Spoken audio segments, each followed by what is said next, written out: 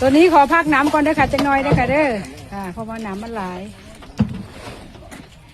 เขาพักตัวนี้เขาจะไปสังทุกนั้น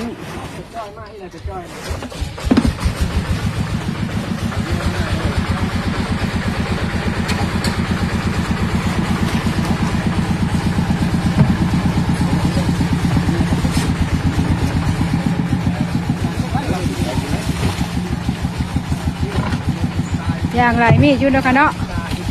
ว่าอย่างไรมีดอยู่เนาะลายซ้ำเลิกก็คือเก้าด้วยกันคันเสื้อถังน้ำมาลานปีบน้ำมาลาดกันโอ้ค่ะอย่างเสื้อถังมามันก็เลยเป็นอันนี้แหละพี่น้อง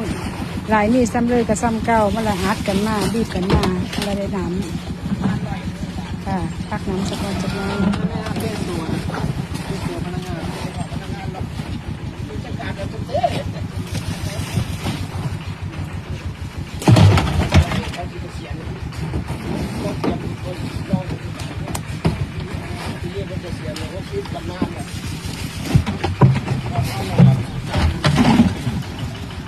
แยกเป็นตั้งห้าเจ้านั้นเดี๋ยวมันปนกัน